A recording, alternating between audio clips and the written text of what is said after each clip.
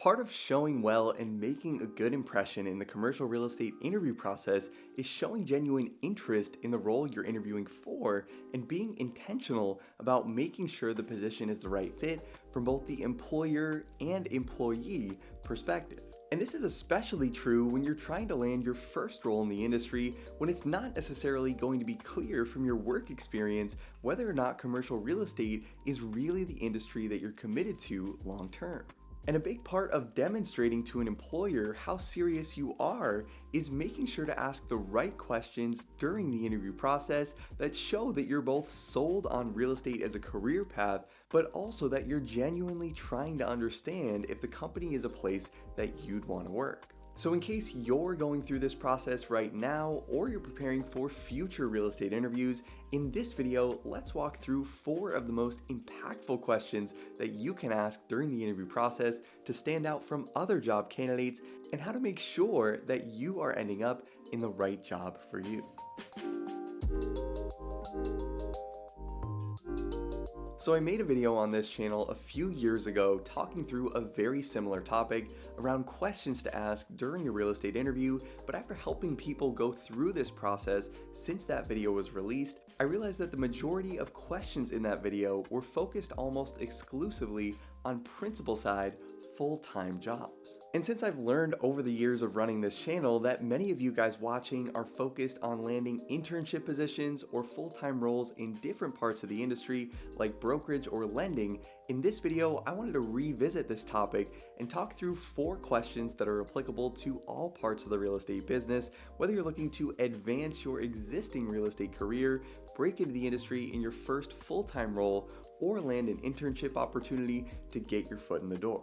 So when you get to the point of the interview where your hiring manager steps back and says, "So, do you have any questions for me?" Here are 4 questions that I'd highly recommend asking at this stage of the game. So the first question I'd recommend asking, especially when you're talking directly to your hiring manager early on in the process, is what kinds of traits and characteristics have you seen in the people who have been your top performers in this role? And this is a great question because it not only gives you an idea of whether or not you'd be a fit for the position, but it also gives you an idea of the experiences and skill sets that you might want to highlight in future round interviews with other members of the team. So for example, if you ask this question to your hiring manager during the first round of interviews and the response is that the top performers in this role have learned quickly on the job, in your next round of interviews with other members of the team, you could make sure to talk through examples of times where you have learned quickly in a job,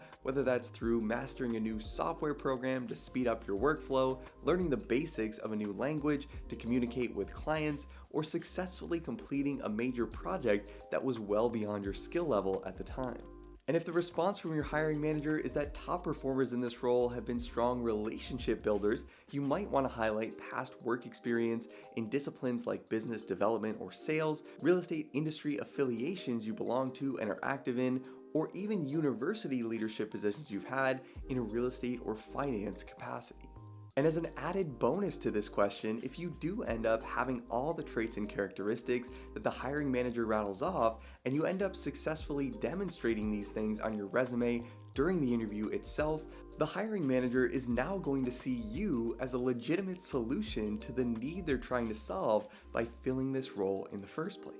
Now, in addition to getting an understanding of whether or not you have what it takes to succeed in the role you're interviewing for, the next question I'd recommend asking is somewhat related to this, but fast forwarding several years into the future, and that is, what is the typical career trajectory within the company of someone who starts out in this role? And on your end, the answer to this question is going to give you a really good idea of where you might be able to take this position if you wanted to progress within the company long term, or even if you wanted to move to another shop and take the next step in your career outside of the organization. This could also give you a good sense of the time frame in which you might expect to get promoted or take on additional responsibilities and how people are generally recognized for strong performance at the firm. And just as important as what the answer to this question tells you about what your future at the company might look like, this also shows your hiring manager that you have a long-term view of your vision within the team and that you have the desire to grow internally if possible, which is ideal from an employer perspective. Hiring costs are huge in the commercial real estate industry, and if you go into this process with the intent to build a long-term career within the organization, this attitude is going to set you apart from other job candidates that are clearly looking to make this a 1 to 2 year stop before their next role.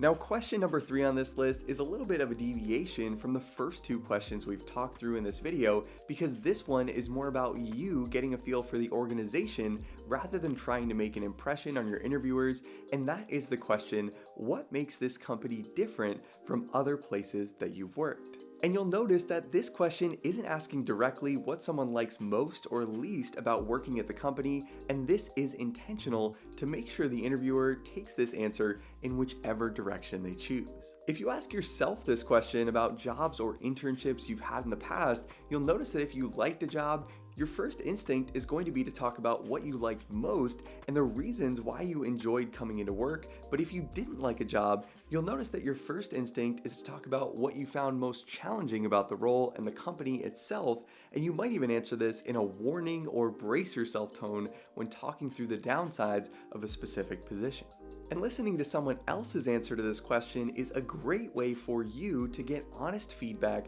from each person you interview with around how happy they are at the firm and some things to potentially look out for if you do end up taking the job, without straight up asking someone if they're happy or what they like least about the company. Now, the final question on this list fast forwards into the future again and can give you a great insight into where this job can take your career. And this is, if you were to hire me and we sat down together a year from now and reviewed my performance, what would make that first year a success? For whatever reason, you'll find that if you ask a question directly around what your typical day will look like in an analyst or associate role, you'll usually get a generic response, something along the lines of, every day is different. But by asking this question in this way, you really get to drill down on the key actions that you'll need to take to be successful in this role and what your number 1 priority would be if you did land the job. This is also a great way to feel out the position and make sure that the main responsibilities that you have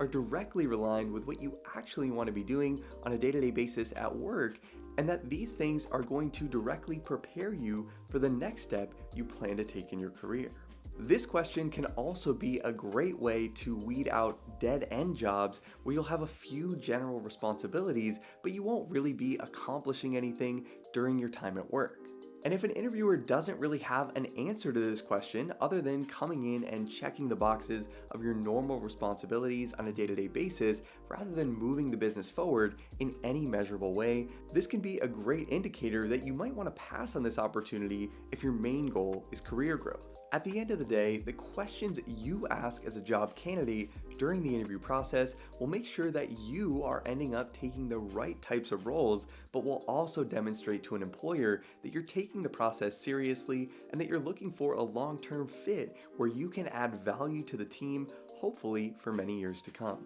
And if you're going through the interview process right now, or you're still in the application phase and want to make sure your resume and technical skill sets are where they need to be to get your foot in the door at a top real estate firm, as always, make sure to check out our all-in-one membership training platform, Break Into CRE Academy. A membership to the Academy will give you instant access to over 120 hours of video training on real estate financial modeling and analysis. You get access to hundreds of practice Excel interview exam questions, sample acquisition case studies, our entire library of pre-built acquisition, development, and waterfall models for multifamily, industrial, office, and retail deals, and you'll also get access to private one-on-one email-based career coaching if you're looking to break into the industry and want some additional guidance and feedback along the way. And if you like this video and want to see more content on this channel on the commercial real estate interview or application process, make sure to hit the like button to let me know, and let me know in the comments any important questions that I missed that you make sure to ask during your real estate interviews. As always, thanks so much for watching, guys. I hope you found this helpful. Subscribe to the channel if you haven't already to see more videos like this every single week, and I'll see you in the next video.